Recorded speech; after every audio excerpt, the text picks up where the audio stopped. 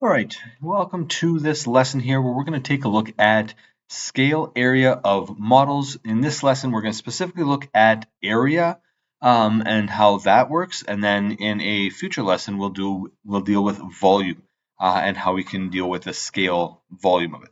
So let's take a look at area to start. Now we're going to do a little demonstration here. I'm going to start off with a 2x3 rectangle. How big is it? You got it. Come on, come on, come on. Yeah, it has an area of 6. Good. Okay. Just want to double check. Now we're going to take this rectangle and we're gonna apply a scale factor of 2 onto it. Okay, so our k value is equal to 2. Now, what does that look like? Well, we are going to expand every dimension by a factor of 2. So 2 becomes 4 and 3 becomes 6, and now we have a 4 by 6 rectangle. Is this twice the size area? Or is it twice the area of the previous one? No, it's got an area of 4. Okay, so in fact, when the length is doubled, the area increases by a factor of 4. Okay, so that's a little bit of a little bit bigger than just a factor of 2. Okay, well, let's try another one here. Let's say instead we're going to do a scale factor of 3. So we're increasing each of our dimensions by 3. So instead of a 2 by 3, we get a 6 by 9. And there is our nice big rectangle. How much bigger is that one? Well, it has an area of 54. And so if you kind of go through, 54 is 9 times bigger than 6. So we have expanded the lengths, okay, the dimensions, and the area now has been increased by 9, not 3, 9. Do you see a bit of a pattern happening? Maybe? Okay, let's try 4. All right, so we're going to try one more. We're going to try a scale factor of 4. You might be able to guess already. Okay, so we have an 8 by 12 instead. How many times bigger do you think? 4 times bigger? No, no, no, no. Okay, it's 96 square units, which is 16 times bigger. Now, hopefully, as you've been following along, you've realized that the area is always the scale factor squared.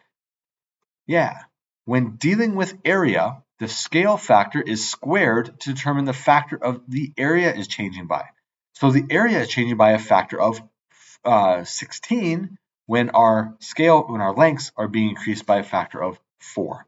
Okay, so that's something that we can take a look at. That's the relationship that we have.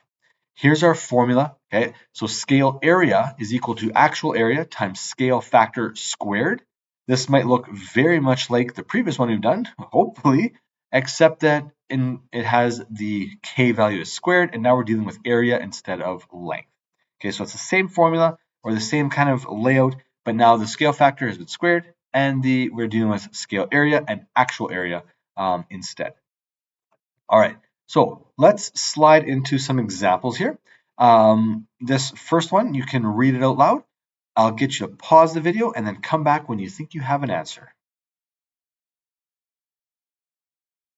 Okay, welcome back. So let's go through the question. Jasmine is making a kite from a 2 to 25, where k is 2 over 25, okay, scale diagram. The area of the scale diagram is 20 centimeters squared. How much fabric is needed for the kite? Well, we have our formula, right? Oh, let me quickly get this going here. There we go. We have our formula. So we know that the scale area is equal to the actual area times the k value squared.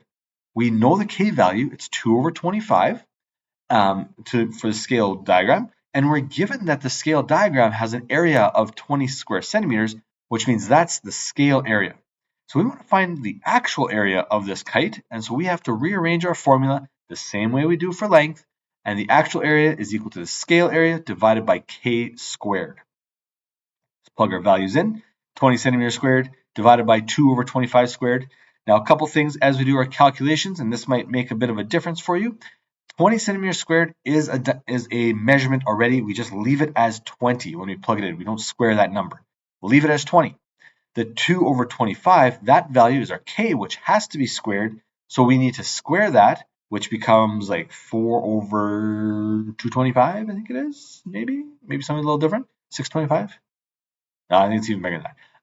Whatever the case is. So you're going to get a different number there, and you should get an area of 3,125 square centimeters. Okay, so this is how we need to solve it. make sure that you're squaring that number on the bottom.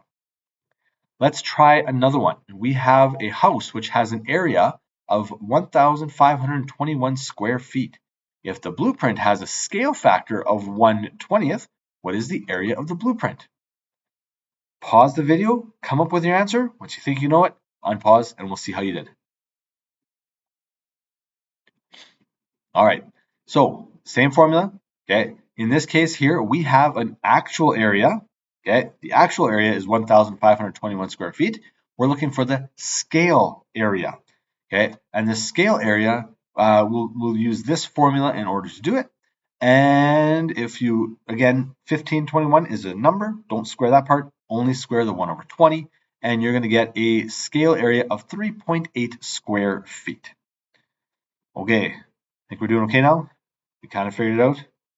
All right, let's do one more here with different thing here.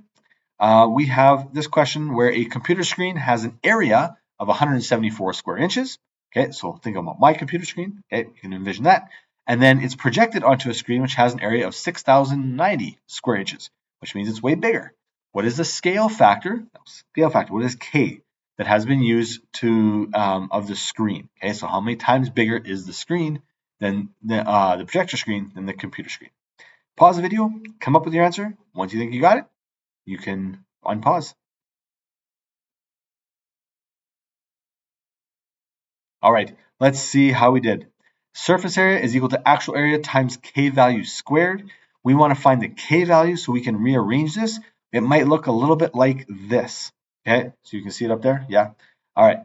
K squared is equal to scale area over actual area. Ooh, surface area is not what we're dealing with right now, kind of.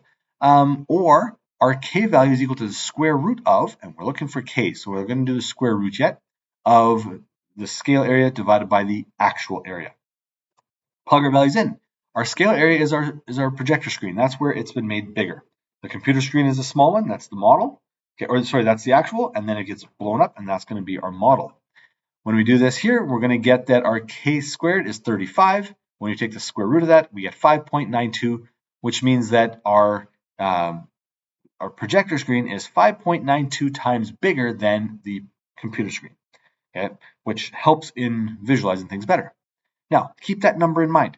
Okay, you got it? You got it? Okay, if the computer screen is 15 inches wide, how wide is the projector screen? Okay, if we need to go back, 5.92, okay, that's our K value. Got that written down somewhere, maybe, hopefully. All right, let's try to solve this one. Pause the video, come back when you have your answer. Okay, so this one here, we are now no longer dealing with area, we're dealing with length, which we have dealt with in the past, and we should be able to go back and forth between the two. So we go back to our dimension formula with lengths. Okay, we're given the computer screen, which is our actual dimension. We know our K value is 5.92, so we got to multiply them together, and our projector is 88.74 inches wide. Ha! Pretty big, right? Yeah, I think I tried to get these somewhat accurate. Hopefully. All right.